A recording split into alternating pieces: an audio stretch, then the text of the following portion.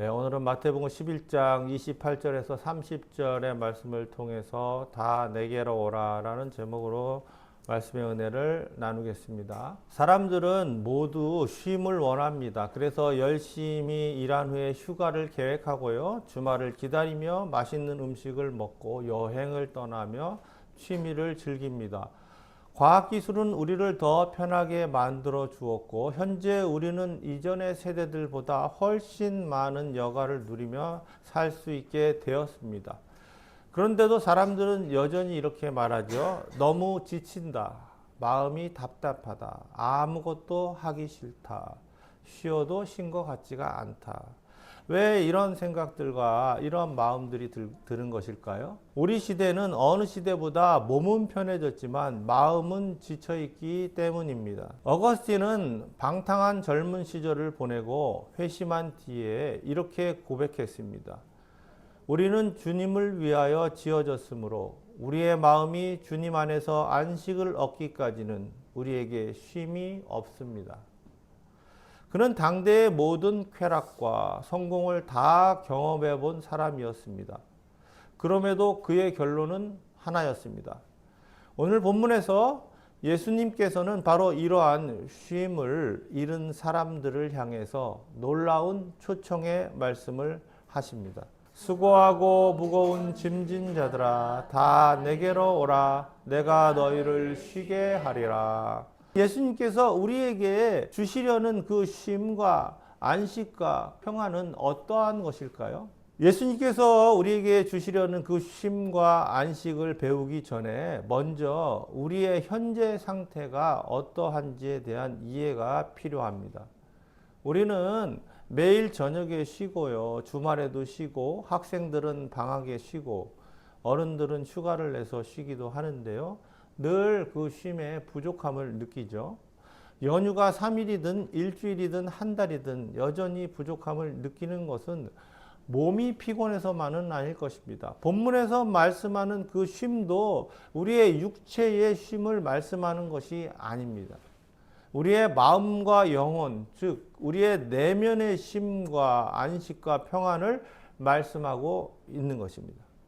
잠언은 이렇게 말씀합니다. 사람의 심령은 그의 병을 능히 이기려니와 심령이 상하면 그것을 누가 일으키겠느냐. 아무리 몸이 피곤하고 병들었을지라도 그 영혼이, 그 마음이, 그 내면이 강하다면 견뎌낼 수 있지만 우리의 영혼이 병들고 우리의 마음이 병들면은 그리고 우리의 내면의 힘을 잃으면 아무리 건강하고 강한 육체를 가졌더라도 견뎌낼 수 없다라는 것입니다. 우리 인간은 자신의 행복이 외부의 환경에 의해 결정된다는 생각을 하는 경우가 많이 있죠. 몸이 건강하고 외모가 뛰어나고 돈이 많고 사람들이 나를 인정해 주고 또 내가 하는 사업이나 일들이 잘 풀리고 이렇게 되면은 이러한 것들이 우리에게 행복을 가져다 줄 수 있다고 믿는 사람들이 많이 있습니다. 그러나 성경을 말씀합니다. 그렇지 않다. 행복은 외부의 환경에 의해서 지배되는 것이 아니다라고 말씀하는 것입니다. 행복은 우리의 내면에서 그 환경을 어떻게 이해하고 그 환경을 어떻게 받아들이고 그것을 어떻게 다루는지에 의해서 결정된다는 것입니다. 사도 바울의 기도들을 보면 참 놀랍습니다. 그가 교회들에게 편지를 썼을 당시에 많은 교인들은 극심한 어려움과 핍박 속에 있었습니다. 국가의 관리들이 들이닥쳐서 기독교인이라면 그 가족들까지 감옥으로 끌고 가던 시대였습니다. 그 시대의 그 공포는 이루 말할 수 없는 것입니다. 엄청난 공포와 위기 속에서 하루하루를 살았던 것이고 초대교인들도 그 위기 속에서 박해 속에서 마음을 졸이며 살았던 사람들입니다. 하지만 이 바울의 기도를 보면은 그는 단 한 번도 그 외부적인 위기 해결을 위해서 환경에 대한 그러한 변화를 통해서 자기의 삶이 편안함을 구하는 그러한 기도를 하지를 않았다는 것이에요. 그렇다면 그는 무엇을 위해 기도했을까요? 그의 영광의 풍성함을 따라 그의 성령으로 말미암아 너희 속사람을 능력으로 강건하게 하시오며. 바울이 말하고자 하는 바는 비록 우리의 삶이 힘들고 모든 상황이 어렵게 꼬이어 갈지라도 우리의 내면이, 우리의 속사람이 강하고 굳건하면은 쓰러지지 않는다는 것입니다. 그래서 우리의 속사람을 강하게 해달라고 그렇게 하나님께 기도했다라는 것입니다. 그리고 성도들에게 그렇게 기도하라고 권면하고 있는 것입니다. 우리는 기독교가 변질된 시대에 살고 있는 것이에요. 그 변질된 시대 속에서 살아가는 사람들은 그 안에서 있기 때문에 우물 안의 개구리처럼 그것이 전부이고 그것이 맞는 것처럼 보이지만 역사의 긴 넓은 시야 속에서 바라볼 때 우리 시대는 정말로 많이 변질되어 있는 그러한 기독교 속에서 살아가고 있다는 것을 우리가 깨달아야 돼요. 그것은 무엇이냐면 우리는 자꾸 기도를 해도 우리의 환경의 변화를 통해서 하나님께서 우리를 도와주신다라는 그러한 착각 속에 살아가는 것입니다. 그러나 여러분 보세요. 하나님을 아무리 잘 믿어도 우리가 질병에 걸리고 또 그 다음에 아프고 그 다음에 여러 가지 안 되는 일 그리고 어려운 일들을 만날 수 있다라는 것이고 실제로 그렇게 많은 사람들이 그러한 어려움들을 만나게 된다라는 것이에요. 그러면 그 가운데서 하나님은 어디 계시냐? 하나님은 주무시냐? 살아계신 분이냐? 우리를 사랑하시는 분이냐? 이런 의문이 들 수밖에 없고 결국에는 그 가운데서 신앙을 버리게 되는 것입니다. 그러나 기독교는 그런 것이 아니라는 거예요.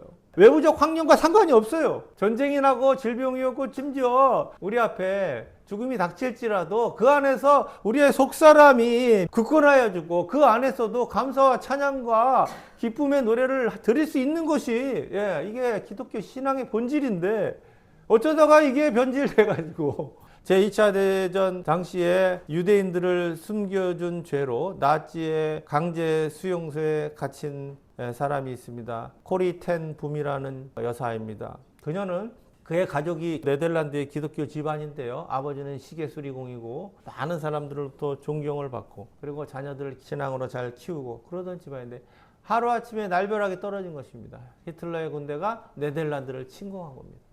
그리고 그 동네에 살고 있던 유대인들 다 이웃이잖아요. 그러니까 그들을 잡아가는데 기도 중에 저들을 도와줘야 되겠다. 그래서 그 자기의 집에 비밀 창고에다가 숨겨졌습니다. 근데 그것이 발각이 돼서 코리 여사가 잡혀가게 됩니다. 그리고 그의 언니 배 씨도 함께 잡혀가게 됩니다. 그래서 여러 가지 수용소를 오가면서 중노동을 하고 구타를 당하고 온갖 모욕과 수치를 당하면서 그렇게 살아가던 중에 언니와 같은 감옥에서 만나게 되었습니다. 근데 그 언니가 그렇게 믿음이 좋아요. 그래서 막사에 들어갔는데 200명이 들어갈 그러한 공간에 1000명이 들어가서 그렇게 잠을 자고 그렇게 생활을 했다라는 것입니다. 근데 거기에 같이 들어갔는데 언니에게 이럴 때는 우리가 어떻게 기도해야 됩니까? 그러니까 언니가 항상 기뻐하라. 쉬지 말고 기도하라. 범사에 감사하라. 이것이 너희를 향한 하나님의 뜻이니라. 이 좁은 데서 너와 내가 만났지 않느냐.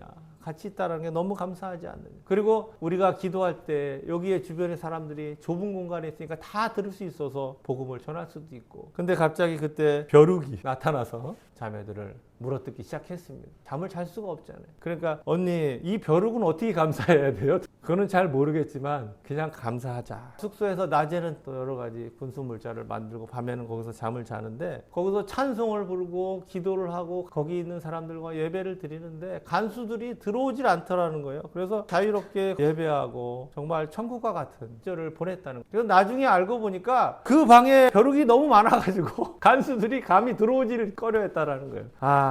이것도 감사할 일이었구나라고 추억을 했다라는 기록을 보았습니다. 우리에게는 이 육체의 쉼이 더 중요하다는 생각이 우리에게 마치 고정관념처럼 들어와 있는데 인간은 우리의 내면의 쉼, 우리의 마음의 이 속사람의 안식과 평안이 중요한 것입니다. 그렇다면 우리는 내면에 어떤 것들을 현재 가지고 살아가고 있을까요? 예수님의 말씀에 의하면 우리는 수고하고 무거운 짐을 가지고 살아간다라고 말씀합니다. 우리는 인생의 무게 때문에 힘들고 피곤하고 지쳐 있다라는 것입니다. 우리 내면의 문제에 대한 원인을 이게 진단하고 치료하기 위해서 많은 방법들이 동원되죠. 심리학적으로, 정신분석학적으로 또는 의학적으로 여러 가지 방법들을 세상에서 제고하지만 인간의 내면은 그렇게 단순하지 않습니다. 육체의 피로나 질병 등으로 우리의 마음에 영향을 미칠 수도 있고요. 호르몬의 부족으로 깊은 우울감이 들기도 합니다. 뿐만 아니라 우리는 사람들과의 관계 속에서 말에 의해서 상처를 받는 경우도 있는데요. 무시와 조롱과 비판과 비방의 말들을 들을 때 마음에 깊은 상처를 받게 되는 것입니다. 어떤 사람들은 매우 양심이 예민한 사람들도 있습니다. 다른 사람에게 자신이 어떤 말에 실수를 했을 때 그것이 상대에게 어떤 상처를 주었을까 봐 밤새 고민하고 또 후회하고 괴로워하는 사람들도 있습니다. 여러분, 더 고상한 차원에서의 내면의 괴로움도 있는데요. 그것은 철학적인 괴로움입니다. 웃을 때에도 마음이 슬픔이 있고 즐거움의 끝에도 근심이 있느니라. 실제 우리도 비슷한 말이 있죠. 내가 웃는 게 아니다. 내가 사는 게 아니다. 이런 말이 있죠. 그러나 이 말씀은 그런 의미가 아니고요. 인간의 운명에 대한 인식에서 비롯된 고백인 것입니다. 이게 무슨 말이냐면요. 모든 인간의 삶이란 결국에는 끝이 있으며 모든 즐거움에는 끝이 있고 죽음이 있고 이별의 슬픔이 기다리고 있다는 것입니다. 인간은 본능적으로 그것을 알고 있다는 거예요. 그리고 나이가 먹을수록 점점 그 죽음에 가까워오기 때문에 그 불안 속에 살아가게 되는 것입니다. 그러면 어떻게 해야 됩니까? 그 불안을 잊어야 되는 거예요. 그래서 많은 사람들이 그걸 잊으려고 여러 가지 방법을 사용하는 것입니다. 건강도 사랑하는 사람도 소중한 것들도 결국 죽음 앞에서 모든 것이 이별을 고하게 되는 것입니다. 나는 우연히 태어났고 죽으면 끝이다. 사는 동안 즐겁기만 하면 된다. 라고 생각하는 사람들이 많이 있습니다. 그러나 우리의 시작이 우연이고 우리의 끝에는 아무것도 없이 모든 것이 사라진다면 지금 살고 있는 현재도 의미가 없는 것입니다. 그러므로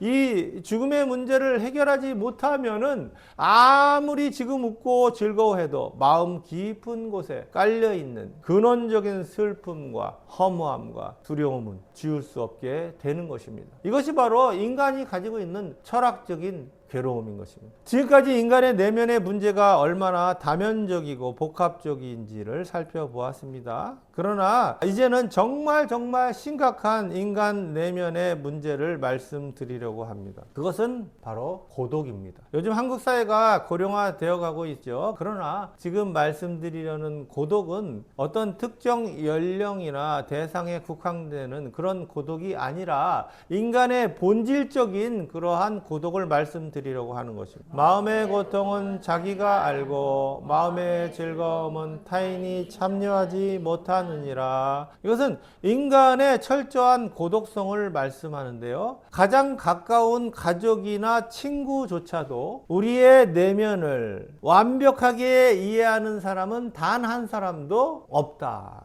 세상에는 누구도 나를 완벽하게 이해하고 나와 항상 친밀하게 동행할 수 있는 그러한 친구는 없기 때문에 인간은 누구나 이 세상에서 외로운 존재라는 것입니다. 우리가 어느 곳을 가든지 항상 언제까지나 나와 함께 갈 수 있는 사람은 이 땅에 존재하지 않으며 나의 마음을 완벽하게 이해할 사람도 세상에 존재하지 않다라는 것입니다. 그것이 인간이 가지고 있는 절대적인 외로움이라는 거예요. 마더 테레사 여사는 이렇게 말씀했습니다. 외로움과 사랑받지 못한다는 느낌이야말로 사람이 겪을 수 있는 가장 끔찍한 가난이다. 아무리 많은 사람에게 둘러싸여 있어도 나를 온전히 알아주는 한 사람이 없다면 우리는 여전히 가난한 사람이다. 만일 하나님을 믿지 않는다면 혹은 단지 하나님을 어떤 추상적인 존재로만 알고 하나님이 인격적인 분이시며 나와 항상 함께 하시고 나의 마음을 완벽하게 이해하시며 나와 친밀하게 관계를 맺고 동행하시는 나의 절친으로 하나님을 알고 믿고 있지 못한다면은 우리는 모두 절대적인 외로움 속에 빠져 있게 된다는 것입니다. 그러한 외로움 속에서 살아가는 사람들의 내면은 참된 쉼이 없고 안식이 없고 평안을 누리지 못하며 마셔도 해갈되지 않는 영적인 갈증에 빠지게 된다는 것입니다. 그렇다면 어떻게 해결할 수 없는 우리의 수많은 내면의 문제들을 해결하고 마음과 영혼의 쉼과 안식과 평안을 누릴 수 있을까요? 예수님은 이렇게 말씀합니다. 다 내게로 오라. 수고하고 무거운 짐진 자들아, 다 내게로 오라. 그 문제가 신체적인 것이든 물질적인 것이든 정신적인 것이든 정서적인 것이든 관계의 문제든 철학의 문제든 외로움의 문제든 어떤 문제라도 상관없이 다 예수님께 오라는 것입니다. 그러면 내가 너희에게 참된 안식을 주겠다. 참된 평안을 주겠다. 너의 친구가 되어 친밀한 하나님의 임재로 채워 주시겠다는 것입니다. 인생의 내면의 모든 문제를 안고 예수님께 나아가면 그분이 우리의 내면을 친밀한 사랑과 넘치는 은혜로 채워 주시는 것입니다. 자, 그렇다면 예수님께 가면은 무엇이 기다리고 있을까요? 나는 마음이 온유하고 겸손하니 나의 멍에를 메고 내게 배우라. 그리하면 너희 마음이 쉼을 얻으리니. 아멘. 여기 보시면 예수님께로 가면은 무엇이 나옵니까? 멍에라는 말은 참 요즘 사용하는 말이 아니죠. 경운기도 없던 시절에는 소가 밭을 갈았습니다. 소의 등에다가 나무 막대기를 이렇게 설치하고 거기에다가 이제 쟁기를 달고 밭을 가는 거죠. 그래서 그 소의 등에 설치하는 그 막대기를 멍에라고 부르는 것입니다. 그런데 대부분의 경우에는 소 2마리가 같이 메고 끌게 되는 것이죠. 그래서 2마리 한 쌍이 하나의 멍에를 함께 메고 밭을 가는 것입니다. 예수님께서 우리에게 쉼을 주겠다. 너의 인생의 모든 문제들을 수고하고 무거운 모든 짐을 들고 나에게 와라 라고 초대하실 때에 네 갑니다 하고 갔더니 멍에가 하나는 주님께서 메고 계시고 이 옆에 한 자리가 비어 있는 거예요. 거기에 우리를 초대하신다는 거예요. 그래서 그 멍에를 우리가 함께 메고 주님과 함께 동행하자라는 것이에요. 이것이 주님께서 우리에게 초대하시는 초대의 그 초대장의 내용인 것입니다. 갑자기 별로 반갑지가 않죠. 우리에게 쉼을 주신다고 초대해 놓고 멍에를 함께 매자고 하시는 것이에요. 이게 무엇을 의미하는 것일까요? 예수님께 나아오면은 주님과 함께 멍에를 매는 것입니다. 그분과 보조를 맞추고 방향을 맞추며 한 걸음 한 걸음 같이 가는 것입니다. 만일 내가 다른 방향으로 가면은 목에 걸린 멍에의 줄이 나를 힘들게 할 것입니다. 그러면 다시 그분과 함께 방향을 잡고 함께 정렬해서 가게 되는 것입니다. 누군가 나에게 상처를 주는 말을 했을 때 즉시 달려가서 되받아치고 싶은 마음이 올라옵니다. 그 순간 멍에를 메고 계신 주님의 느린 걸음이 느껴지면서 우리는 잠시 멈추게 됩니다. 함께 메고 있는 멍에의 줄이 나를 땡기는 것입니다. 그것이 바로 그분과 방향을 맞추어 동행하는 것이에요. 혹은 중요한 결정 앞에서 조급한 마음에 혼자 서둘러서 무엇인가를 결정하고 밀어붙이려 할 때 잠시 멈추어 말씀 앞에 서고 기도로 주님의 뜻을 여쭙는 것. 그것도 멍에의 줄이 우리를 붙잡아주는 순간인 것입니다. 화가 날 때, 조급할 때, 낙심될 때, 절망스러울 때, 원망스러울 때, 외로울 때, 유혹과 욕심에 빠져서 경고망동할 때 옆자리에 계신 주님의 그 걸음에 나를 맞추어 가게 되는 것입니다. 이것이 바로 멍에를 함께 매는 삶의 모습인 것입니다. 멍에를 함께 매는다라고 하는 것은 내 맘대로 사는 게 아니에요. 내가 원하는 삶을 내가 이끌어가면서 막 내가 방향으로 하나님을 조종하고 막 그렇게 이끌어가는 게 아닙니다. 그것이 아니라 멍에를 메고 가는 삶은 주님이 하시는 그 인도하시는 길에 내가 함께 동행하는 거예요. 그러니까 내가 할 수 없는, 내가 하기 싫은 그런 것들이 있을 수 있습니다. 그러나 주님의 뜻을 살피고 간다라는 거예요. 그것이 가장 행복한 길이라는 거예요. 그것이 우리에게 가장 기쁘고 평안으로 인도하는 길이라는 것을 깨달아야 하는 것입니다. 이렇게 멍에를 매는 삶을 살다 보면은 우리는 바로 이 옆에 계신 예수님의 그 온유함을 배우게 되는 것입니다. 그분은 늘 우리 곁에 아주 우리의 가까이에서 함께 하시는 분입니다. 예수를 믿는다는 것은 어떤 이례적인, 단회적인 사건이 아닙니다. 예수님과 친밀하게 동행하는 삶이 믿음의 삶이고 이로써 이 동행하는 삶을 통해서 우리는 환경하고 상관없이 우리의 마음에, 속사람의 내면의 평안과 안식과 쉼을 누리는 삶을 살 수 있게 된다는 것입니다. 그리고 그렇게 주님과 동행하다 보면 하나님의 위대하고 영광스러운 일들을 하게 되는 것입니다. 예수님께서는 오늘도 우리를 향하여 말씀하십니다. 수고하고 무거운 짐진 자들아 다 내게로 오라. 주님은 우리의 짐을 모르는 분이 아닙니다. 우리 눈에 보이지 않는 상처도, 아무에게 말하지 못했던 고민도, 마음속에 깊은 외로움도, 삶의 무게도, 걱정도, 두려움도 모두 아시는 분입니다. 그리고 우리를 그분의 안식과 평안으로 초대하시는 것입니다. 내게로 오라. 그리고 우리에게 자신의 멍에를 함께 매자고 하십니다. 그것은 무거운 짐을 하나 더 얹어주겠다는 말씀이 아니라 이제는 혼자 힘겹게 외롭게 너의 힘을 의지하여 살아가지 말고 나와 함께 걸어가자는 초청인 것입니다. 내 걸음에 맞추어 걸어오고 내게 배우고 내 음성을 들으며 살아가라는 것입니다. 예수님을 믿는다고 삶의 어려움들이 모두 사라지는 것은 아닙니다. 이것이 현대 기독교의 가장 잘못된 착각이에요. 아니 초대교인들을 보세요. 제자들을 보세요. 얼마나 사자밥이 되고 화형을 당하고 그게 성경이 말하는 바인데 어떻게 이게 기독교가 변질돼서 모든 게 잘 풀리고 무슨 그런 것이 아니네. 고난 속에서도 사자굴 안에서도 건지시고 풀문불 속에서도 건지시고 이런 거지. 어떻게 사자가 없고 불이 없고. 예수님을 보세요. 예수님도 고난의 삶을 사셨잖아요. 우리가 예수를 따르고 예수를 믿는 자들이 어떻게 예수님과 동떨어진 삶을 살려고 하냐는 것이. 누구든지 나를 따라오려거든 자기 십자가를 지고 나를 쫓을 것이냐. 주님 분명히 말씀하셨는데 어떻게 해서 우리는 편안함과 부요함과 힘과 권력과 이런 거를 추구하는 기독교가 되었냐는 것입니다. 이것은 예수님과 함께 멍에를 지는 삶이 아닌 것입니다.